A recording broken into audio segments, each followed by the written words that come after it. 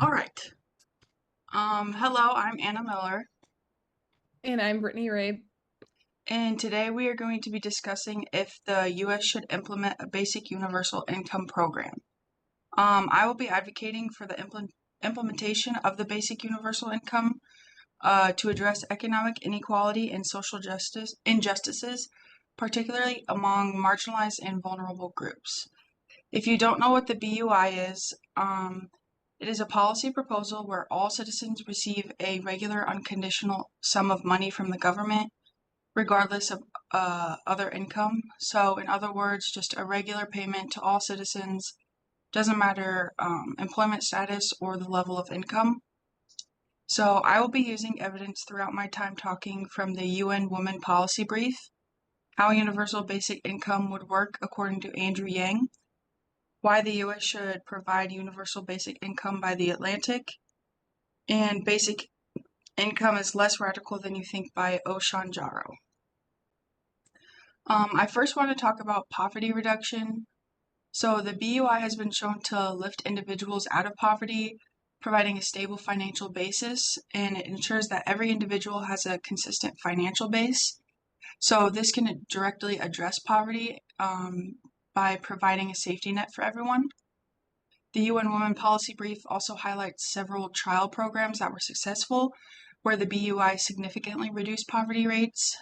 Um, a study done in California showed that recipients used their funds for essential needs, leading to improved financial stability.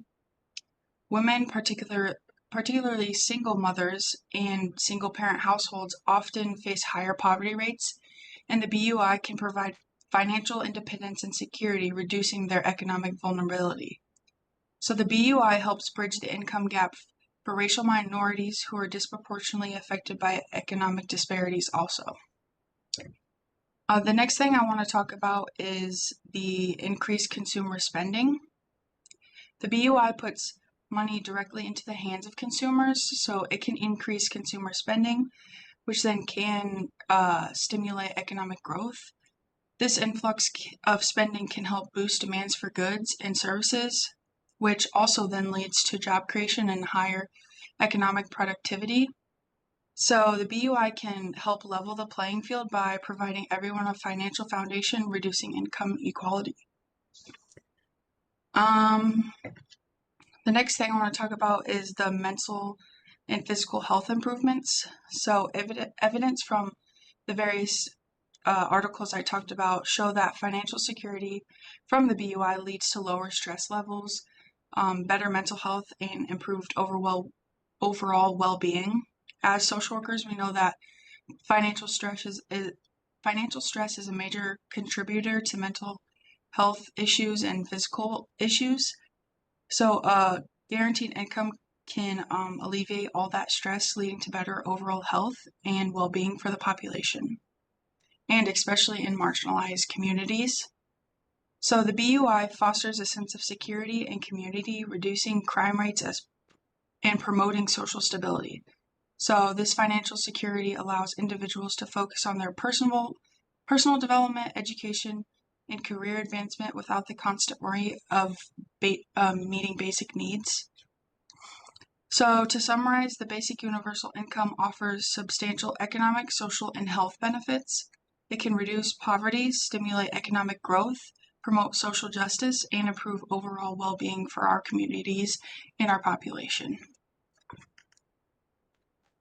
Okay, I'm going to be discussing the universal basic income from the opposing side, and I found my information from three articles. More Americans oppose than favor the government providing a universal basic income for all adult citizens, by Hannah Gilbertson. The article Move the Debate from Universal Basic Income to Universal Basic Services by Ian Gao, and universal income may sound attractive, but if it occurred, it would likely increase poverty than reduce it by Robert Greenstein.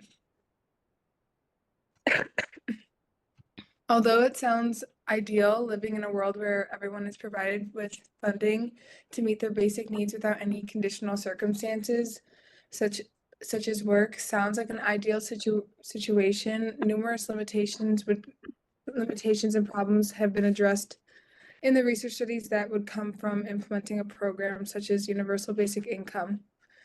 Universal income is a program where all Americans are provided funding that will let them meet their basic needs, and it requires no incentive in return. And some of the issues that I've found in the articles that I've read is that if it's implemented, the cost would be too high to sustain it. There'd be a disincentive to working, and dependency on universal funding, and a potential worsened level of poverty. So first I'm going to talk about the cost. The cost of implementing a program like universal basic income is insanely high. It's nearly impossible to fund. The cost to support a single year of it would utilize 3/4 of the government's federal budget. This is because there's 328 million Americans, and if you supplied each of them $10,000 a year, it would cost nearly $3.28 trillion. To sustain the program for 10 years, it would cost nearly $33 trillion. With a program this costly, how would we fund it and where would the money come from? Most researchers believe that the money would be paid for by increasing tax rates, but if the tax rates are rising, then inflation could happen and it would increase the price of living, leading to a major decrease in the value of money that's being given. Another issue that I'm going to address is a work disincentive. Most people work for money and to be able to sustain their own lifestyles, purchase food, buy a home. So if you're granted all that money without if you're granted that money without any work, then there's likely going to be less motivation and a decrease in the incentive to work. That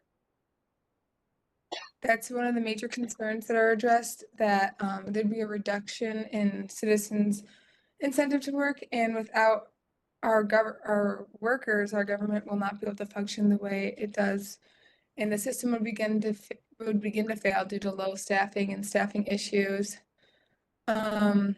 Another growing concern with a program like this is that citizens would grow dependent on it.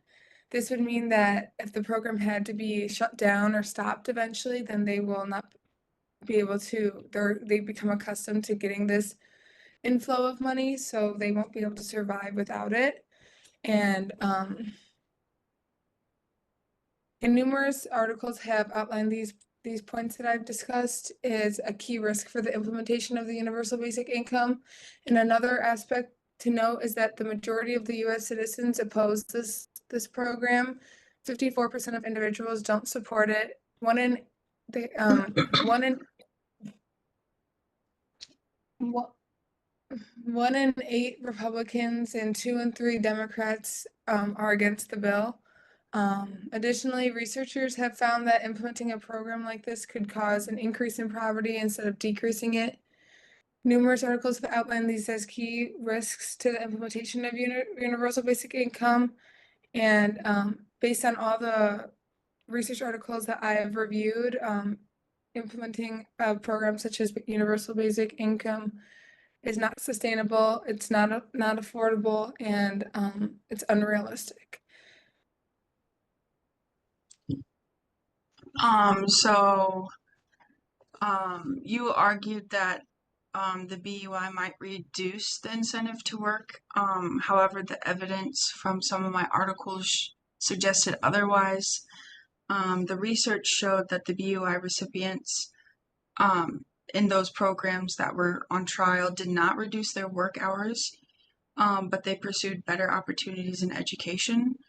That led to a more motivated and productive workforce. People were able to get the jobs they loved and wanted to do instead of getting jobs that only paid for basic needs. The BUI would pay for those basic needs, so the other income that would come from jobs would just be money that they could use for other things, which this also helps mental health. When it comes to the cost concerns that you talked about, You can fund the BUI through progressive taxation, reallocating existing welfare budgets, and implementing health taxes. Um, Overall, the long-term economic benefits, such as reduced poverty, increased economic activity, would outweigh the initial cost. The studies predicted that the BUI can lead to substantial savings in healthcare, criminal justice, and social services. So, some key points that I just want to bring out were our society has a moral duty to ensure all citizens can meet their basic needs, and so that's really what the BUI really wants to do. Um, and lastly, I just want to remind you that there are proven positive impacts from the BUI, like reducing poverty, health benefits, and social equity.